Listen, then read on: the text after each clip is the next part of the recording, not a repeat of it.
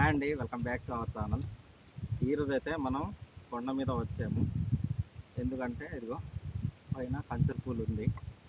చూడగానే చాలా టెంప్ట్ అయిపోయాము. ఇవన్నీ తీసుకొని మనం కూర వండేసుకున్నాం. ఎందుకు వచ్చావు నువ్వు? ఏ కర్రలే? దేనికి కర్రలు? మంట పెట్టుకోవడానికా? కత్తి అడుగుతున్నారు, కత్తి తెచ్చుకోలేదట మా అమ్మ వాళ్ళు.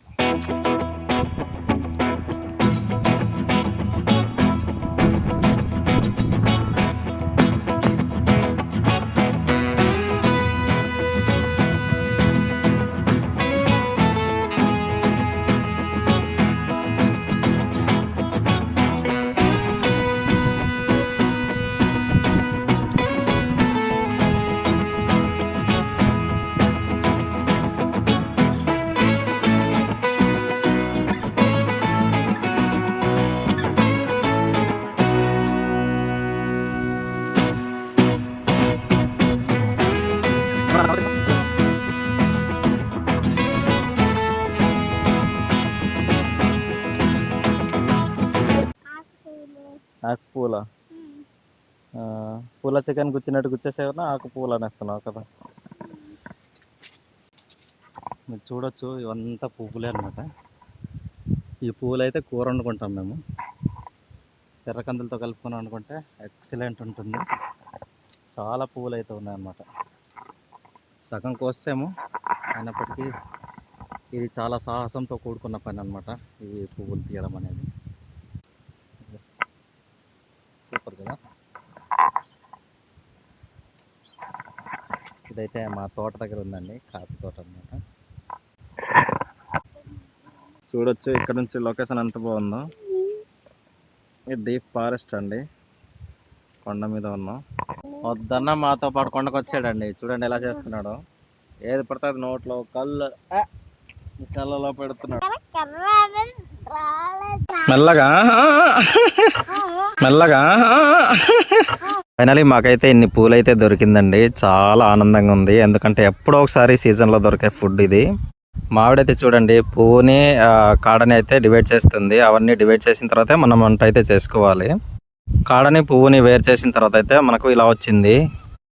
క్లీన్ చేసిన తర్వాత ఇంత చెత్త అయితే వచ్చింది అనమాట మాకు. ఇదన్నీ పడేస్తాము. అప్పటికే మా ఆవిడ అయితే కర్రలు ఎత్తుకొని వచ్చేస్తుంది. చూడండి వెళ్తున్నాను అనమాట. నా మోప అయితే ఇలా ఉంది. భయంకరమైన పరిస్థితి, దుస్థితి.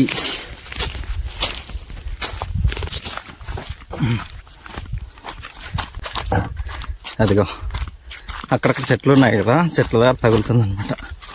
మా మిస్సెస్ అయితే కష్టపడి ఘాటి దిగిస్తుంది. చూడండి చెప్పే హాయ్ చెప్పమంటే నాకు కొట్టడం కర్ర తీస్తున్నట్టుంది. మా అమ్మ ఇంకా మా పెద్దమ్మ ఇద్దరు పిండి దుంపలు అయితే తాగుతున్నారనమాట.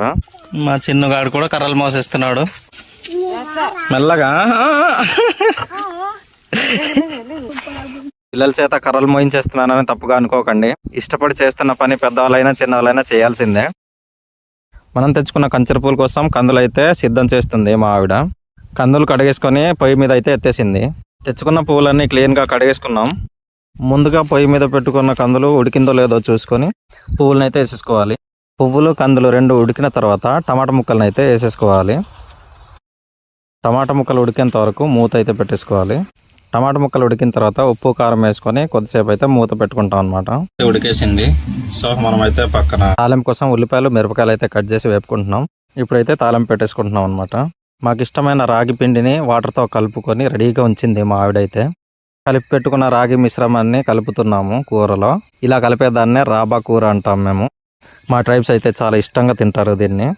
మన కంచెర పూలు ఎర్రకందుల కూర అయితే రెడీ అయిపోయింది. రుచి ఎలా ఉందో తినేసి చెప్తాను నేను.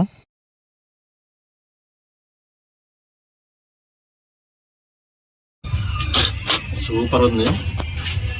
రాగి పిండి వల్ల ఇంకా కొంచెం హైలైట్ అయిందనమాట. చాలా బాగుంది. నేను చెప్పడమే కాదు, ఇంకా మా ఇంట్లో వాళ్ళు తింటున్నారు, వాళ్ళని కూడా అడుగుదాం. మా నాన్నగారిని అడుగుదాం కూర ఎలా ఉందో.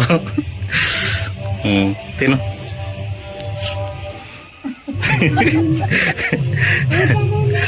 ఎలా ఉంది కూర? మా అమ్మ ఏ చెప్పు.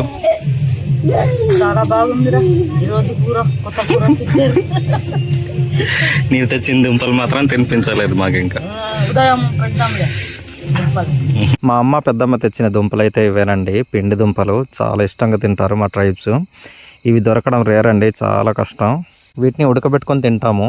ఈ దుంపలతో అన్నం కూడా వండుకోవచ్చు. మా అమ్మ ఈ దుంపలతో అన్నం వండుతుంది. దుంపల్ని పొయ్యి మీద ఎత్తిన తర్వాత సాల్ట్ అయితే వేసుకుంటుంది. దుంపలు ఉడికిన తర్వాత రైస్ వేసుకుంటే పూర్తయిపోతుంది వంట. దుంపలు రెడీ అయిపోయింది, తిని చూద్దాం.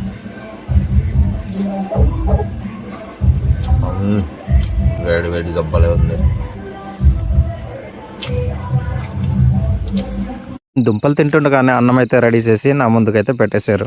తినేసి టేస్ట్ ఎలా ఉందో చెప్తాను, అప్పటి వరకు ఆగండి. అంటే కమెంట్ చేయండి. రైస్ ఉంది,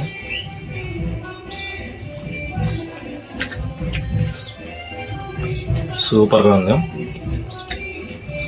కొన్ని దుంపలు నైట్ అయితే ఉడకబెట్టుకుని తినేసాము. మార్నింగ్ అయితే దుంపల రైస్. మాకు ఏ కర్రీస్ అవసరం లేదనమాట ప్రజెంట్ ఈరోజు. చూసారా తాజాగా దుంప ఎలా కనిపిస్తుందో, మెరిసిపోతుంది. ఇలాంటి మరిన్ని మంచి వీడియోస్ కోసం మా ఛానల్ని సబ్స్క్రైబ్ చేయండి. మంచి వీడియోతో కలుద్దామండి, ఉంటాను.